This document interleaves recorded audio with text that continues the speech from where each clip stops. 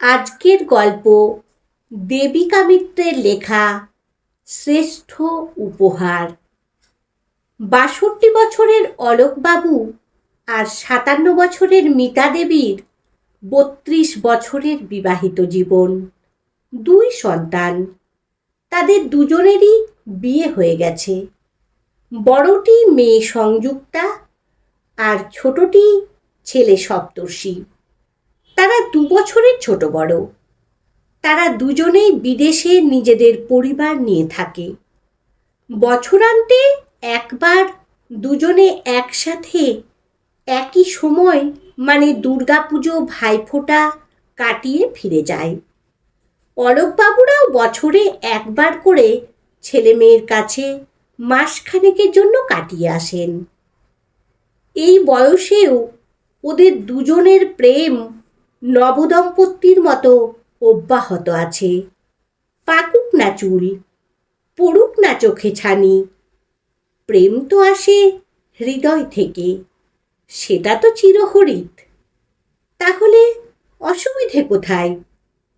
এ কথাগুলো প্রায়ই অলোকবাবু তার বন্ধুদের বলেন। ৩ কামরার এই ফ্ল্যাটটা এখন বিশাল লাগে মিতা দেবীর কাছে।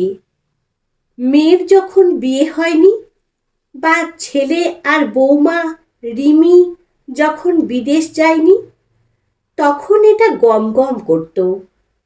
আর এখন মনে হয় বিরাট মাঠে ২টো গোল পোস্ট। বাড়িটা খুব ফাঁকা লাগে। অবশ্য উনারা বাড়িতে বেশি দিন থাকেন না। ২-১ সপ্তাহ বাদে বাদেই ২-৪ দিনের জন্য কোথাও না কোথাও চলে যান। অলোকবাবু ভালো গাড়ি চালাতে পারেন, তাই অসুবিধে হয় না। সামান্য কয়েকটা প্রয়োজনীয় জিনিস গাড়ির পিছনে তুলে নিয়ে বেরিয়ে পড়েন। শান্তিনিকেতনটা উনাদের খুব প্রিয় জায়গা, তাই সপ্তর্ষি মা বাবাকে ওখানে একটা স্টুডিও টাইপ ফ্ল্যাট কিনে দিয়েছে। দোলের সময় প্রতি বছর ওখানে যাওয়া যায়। এছাড়া ইচ্ছে হলেই চলে যান ওখানে। অলোকবাবু খুব হুল্লোড়ে মানুষ। যেখানেই যান সবার সাথে ঠিক ভাব জমিয়ে নেন। উনাদের বন্ধুর সংখ্যাও কম নয়।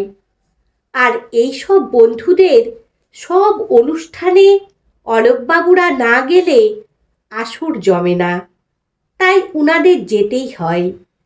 এই বন্ধুর দলটা মাঝে মাঝে ওদের সাথে সাথী হয়ে বেরিয়ে পড়েন।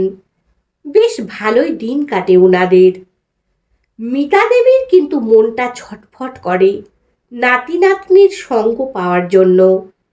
মাঝে মাঝে অলোকবাবুকে উনি বলেন, নাতি নাতনিরা যদি কাছে থাকতো তাহলে ওদের নিজের হাতে মানুষ করতে পারতাম। এতে যে কি আনন্দ বোসগিন্নিকে দেখলেই বুঝতে পারি। অলোকবাবু বলেন, এই বেশ ঝাড়া হাত পায়ে আছি, এটাই তো ভালো। ওদের বাচ্চা ওদের বুঝে নিতে দাও, এ নিয়ে কষ্ট পেও না। মিতা দেবী বলেন, আসলের চেয়ে সুদ বেশি প্রিয় হয় জানো তো। অলোকবাবু মজার মানুষ, তাই হেসে হাসিয়ে কথাটা ঘুরিয়ে দেন। কিন্তু মিতা দেবী জানেন এর পেছনে কত কষ্ট লুকিয়ে আছে। নাতি নাতনিরা যে উনার প্রাণ, সেটা ফোনে ঘন্টার পর ঘন্টা কথা বলা দেখেই বোঝা যায়। আজ মিতা দেবীর জন্মদিন। সকাল থেকে শুভেচ্ছার বন্যা বয়ে যাচ্ছে ফেসবুক আর হোয়াটসঅ্যাপে। আবার কেউ কেউ ফোন করে শুভেচ্ছা জানাচ্ছে। বেলা হয়ে গেল, অলোকবাবু তো এখনো কপালে চুম্বন এঁকে জন্মদিনের শুভেচ্ছা জানাচ্ছে না। ছেলে মেয়েও ফোন করলো না। তাহলে কি ওরা সব ভুলে গেছে? অভিমানে বুকটা মোচড় দিয়ে উঠছে, চোখ দিয়ে জল বেরিয়ে আসছে। তবু উনি সেটা প্রকাশ করতে পারছেন না। অন্য বছর অলোকবাবু নিজের হাতে ভালো ভালো রান্না করে খাওয়ান। ছেলে মেয়ে এ সময় আসতে পারে না, কিন্তু সকাল সকাল ফোন করে। ওরা কত রকম উপহার পাঠায়, কিন্তু এবার সবাই ভুলে গেল কি করে? প্রতিদিনের মতো আজও সাদামাটা রান্না হয়েছে। খেতে বসে মিতা দেবীর গলা যেন বুজে আসছে, বুক ঢেলে কান্না বেরিয়ে আসছে। যা হোক করে খেয়ে উঠে পড়েন। অলোকবাবু সব দেখেও কিছু বলেন না। তিনিও মনে মনে কষ্ট পাচ্ছেন। আসলে মিতা দেবীর চোখের জল উনি সহ্য করতে পারেন না। খাওয়া শেষ হয়ে যাওয়ার পর অলোকবাবু হঠাৎ বলেন, চলো মিতা, আজ একটু দক্ষিণেশ্বর থেকে ঘুরে আসি। বহুদিন যাওয়া হয়নি। মন্দির ঘুরে গঙ্গার ধারে একটু বসে বাড়ি চলে আসব। মিতা দেবীর মন খারাপ। রেগে বলেন, আমার ভালো লাগছে না, তুমি যাও। অলোকবাবু বলেন, কোনোদিন কি তোমায় না নিয়ে কোথাও গিয়েছি? চলো না, মনটা খুব টানছে। অনেক জোরাজুরি করাতে মিতা দেবী রাজি হন এবং ওনারা দুপুরেই বেরিয়ে যান। ওনাদের বাড়ি থেকে দক্ষিণেশ্বর খুব একটা দূরে নয়। সন্ধে হওয়ার আগে থেকেই অলোকবাবু তাড়া দিচ্ছেন বাড়ি ফেরার জন্য। মিতা দেবী বলেন, এত তাড়াতাড়ি ফিরে কি করব, আর একটু থাকি না। অলোকবাবু বলেন, আমার শরীরটা খারাপ লাগছে, আবার এতটা রাস্তা গাড়ি চালিয়ে যেতে হবে। এ কথা শুনে মিতা দেবী তাড়াতাড়ি বাড়ি ফিরতে রাজি হয়ে যান। দুপুর 1:30টায় সপ্তর্ষির ফ্লাইট সিঙ্গাপুর থেকে দমদম এয়ারপোর্টে ল্যান্ড করে। অন্যবার অলোকবাবু গিয়ে ওদের নিয়ে আসেন এয়ারপোর্ট থেকে। এবার ছেলেই বারণ করেছে। সপ্তর্ষি ওখান থেকে বেরিয়ে সব জিনিসপত্র গুছিয়ে কিনে সোজা বাড়ি চলে আসে। অলোকবাবুর 2 ছেলে মেয়ের কাছেই এই বাড়ির একটা করে চাবি দেওয়া আছে, যদি কোনোদিন কোনো প্রয়োজনে লাগে এই চিন্তা করেই। সপ্তর্ষি বাড়িতে এসে স্নান সেরে নিয়ে আগে ড্রয়িং রুমটা খুব সুন্দর করে সাজিয়ে নেয়। তারপর মায়ের পছন্দের এগ নুডলস, চিংড়ি মাছের মালাইকারি ইত্যাদি বানায়। সপ্তর্ষি খুব ভালো রান্না করতেও পারে। মিষ্টি আর আইসক্রিমের দোকান থেকে মায়ের পছন্দের মিষ্টি আর আইসক্রিম অর্ডার করে দেয়। সেখান থেকেও সব জিনিস চলে আসে। এখন মা বাবা আসার অপেক্ষা। এর মধ্যে সপ্তর্ষি বার কয়েক ফোন করেছে বাবাকে। অলোকবাবু অনেক কায়দা করে ছেলের সাথে কথা বলেছেন, যাতে মিতা দেবী বুঝতে না পারেন। সংযুক্তা আর রিমির সাথেও অলোকবাবু কথা বলে রেখেছেন। কেক কাটার আগে মিসড কল দিলেই ওরা ভিডিও কল করে নেবে। ঠিক সন্ধে 7টার সময় ওনারা বাড়ি ফেরেন। সপ্তর্ষি গাড়ির আওয়াজ পেয়ে ঘরের সব আলো নিভিয়ে অন্ধকার করে রাখে। অলোকবাবু গাড়ি গ্যারেজে রেখে ঘরের চাবি খুলে মিতা দেবীকে বলেন, যাও ঘরের আলো জ্বালাও। মিতা দেবী ঘরে ঢুকতেই সপ্তর্ষি ঘরের আলোগুলো ফটাফট জ্বালিয়ে দিয়ে হ্যাপি বার্থডে মা বলে মাকে জড়িয়ে ধরে।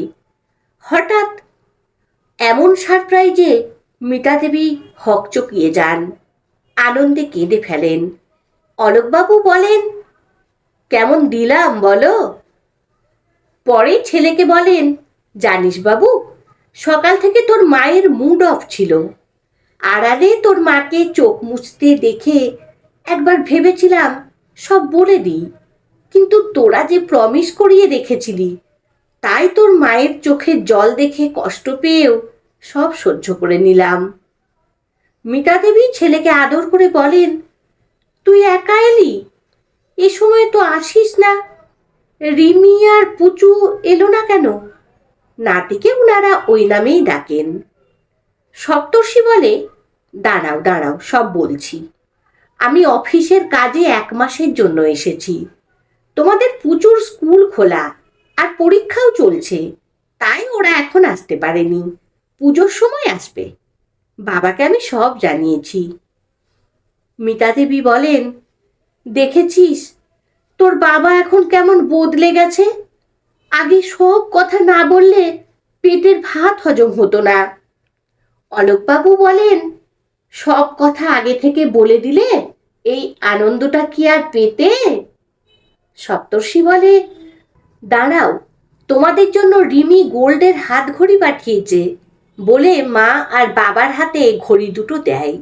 পরে বলে, আর একটা জিনিস আছে মায়ের জন্য, যেটা দিভাই পাঠিয়েছে, সেটা আজই এলো, বলে মায়ের হাতে একটা প্যাকেট দিয়ে বলে, তাড়াতাড়ি রেডি হয়ে চলে এসো টেবিলে।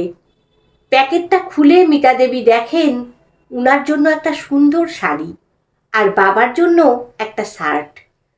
মিতা দেবী শাড়ি আর ঘড়ি পরে টেবিলের কাছে চলে আসেন। সপ্তর্ষি বলে, নাও এবার তাড়াতাড়ি কেক কাটো, সবাই অপেক্ষা করছে, বলেই ভিডিও কল করে নেয় দিদিভাই আর রিমিকে। সিঙ্গাপুর থেকে রিমি আর পুচু, এবং আমেরিকা থেকে সংযুক্তা আর ওর বর নিতিন ও মেয়ে নাতাশা একসাথে হাততালি দিয়ে মিতা দেবীকে উইশ করে গেয়ে ওঠে, হ্যাপি বার্থডে টু ইউ।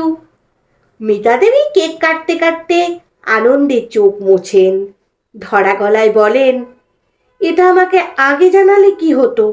সকাল থেকে আমি কত কষ্ট পেলাম, তোদের উপর কত অভিমান করলাম। সংযুক্তা বলে, মা, আগে তোমাকে জানালে সারপ্রাইজ বলে কিছু থাকতো না। তুমিই বলো, এটা জানা থাকলে এত আনন্দ কি পেতে? সবাইকে শুভরাত্রি বলে ফোন রেখে দেওয়া হয়। এবার মাকে চেয়ারে বসিয়ে ছেলে টেবিলে রাখা ওর বানানো খাবার মা বাবাকে পরিবেশন করে।